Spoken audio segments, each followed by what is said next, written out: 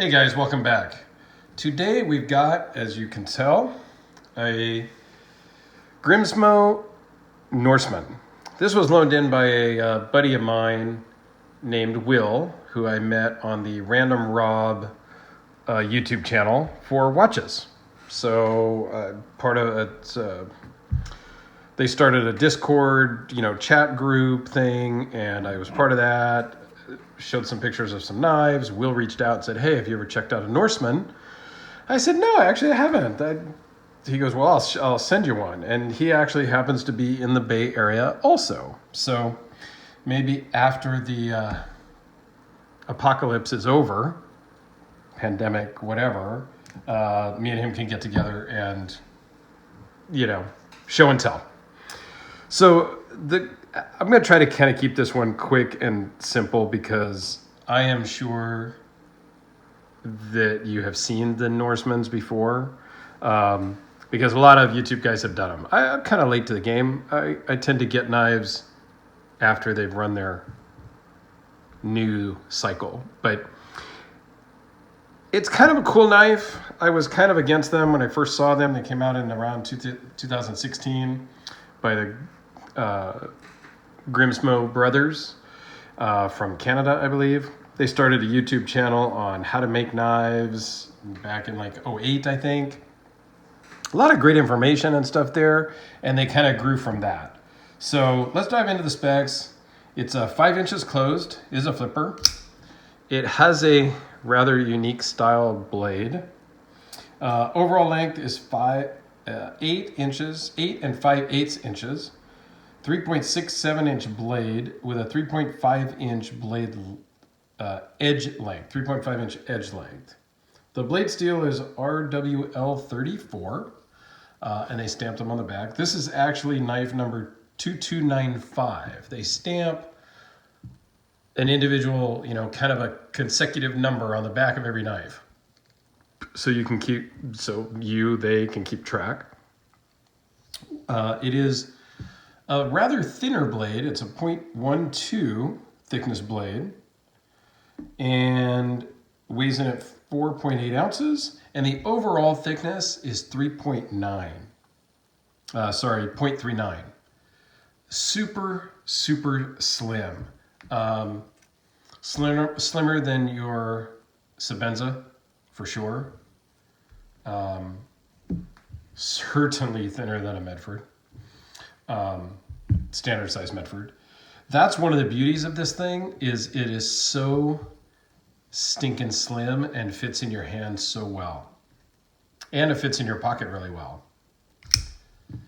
You can deploy it with the flipper tab or the thumb stud. I actually prefer, I don't know why, on this particular knife, the thumb stud.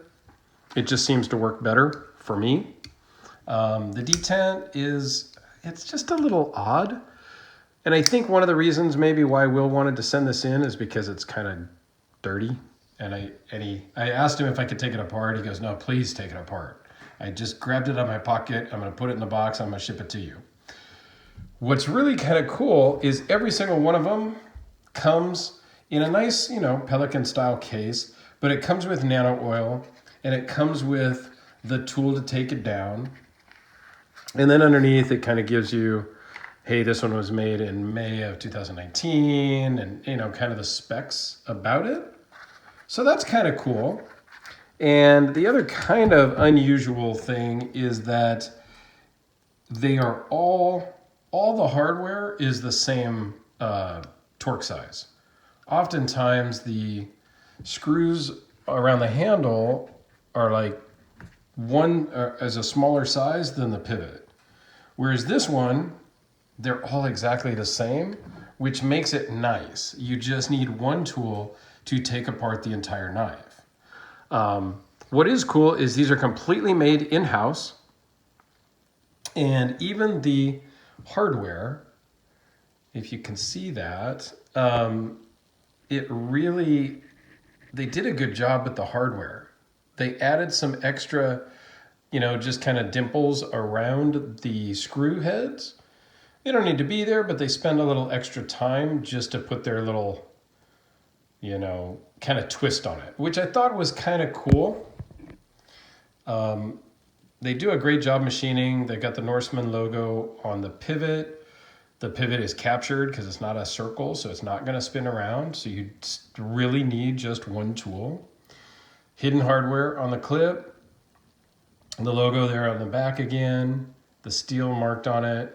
It does have a lock bar, not a lock bar insert, but a over travel stop. But it does not have a steel insert. So it is the titanium handle on the steel blade. So it is possible to have some lock stick where it's difficult to unlock the lock. I have not experienced on this one from Will. He never mentioned any issues with it other than it's just a little dirty because he carries this one all the time and uses it. Let's talk about the blade. When I first saw these years ago, I was like, yeah, that's ugly. I'll be honest. I thought it was just silly and I had no desire to have one at all. Now that I've messed with one, I've had this for several days. It's a very functional knife. It feels really good in the hand. The aesthetics of the blade is growing on me. I do love a Tonto blade. I really appreciate the fact that they rounded the top of the blade, the spine of the blade over. So it's very comfortable. It's a nice attention to detail. The jimping on the top is nice. The thumb stud is also really machined well. It's got the ridges on the top plus a little relief where you could put an O-ring on there, I guess. And you can take that off too with the same tool and switch it around and make it a left-handed thumb stud. You can't switch around the pocket clip, so this really is a right-handed knife. But pretty cool. And the blade, you know, it's unusual, and it's got these lines going across horizontally, and that's because it's cut with a CNC machine. And then it's ground the edge, which is unique, unusual. So as a collector type piece, I really dig it for those few reasons. These are still available. They're not super available because they don't have a ton of inventory. They kind of make them as they go type of a deal. But pretty cool. You know, that's the beauty of having some friends that loan stuff in. I get to check stuff out without dropping a bunch of money to see if I like it or not. Would I buy one of these right now if I got a good deal on a used one? I don't know that it's worth the $925 to $950, you know, almost $1,000 depending on color and milling and whatnot. I don't know that it's worth that, but on the secondary market, I think it's definitely has a place at that, you know, at a used price. So I'll give you a couple of little size comparisons real quick. Next to the Sharpie, this is a full-size knife. It's more on par with my size that I would carry. Here's the Civivi Asticus, which is almost exactly the same size. Obviously different shape and whatnot, but same exact size. Just to give you an idea. How about the Todd Big Steelcraft Field Marshal? Tops it out just a little bit. And the handle is much bigger, obviously much thicker. And since I pulled out the Medford over here, let's just size compare that, which I think this will kind of dwarf it. This is the Arctica, just to kind of give you an idea. So thanks a lot to Will for loaning this in. I greatly do appreciate that. I will be tearing this one down, cleaning it up, lubing it up with the included nano oil, which again, doesn't cost a whole hell of a lot to include. Doesn't cost a whole hell of a lot to include a takedown tool.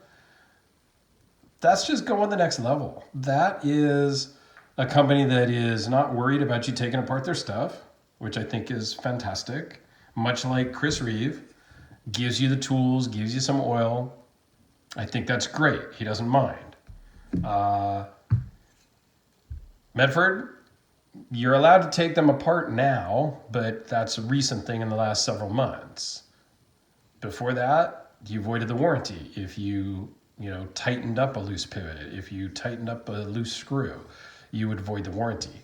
So I appreciate when not only are you allowed to take it apart, but they give you all the tools to take it apart and the tools to maintain it. I think that's awesome. So stay tuned. I will have another video up tearing this one apart, cleaning it up, get it ready to send back to my buddy Will. So thanks a lot for watching. I greatly appreciate it. If you've got a Noresman, let me know your thoughts. Let me know your thoughts on the blade. It's a little controversial maybe. So let me know in the comments. Do you like it? Do you love it? Do you hate it? And why? Thanks, guys. Have a great day. We'll see you next time.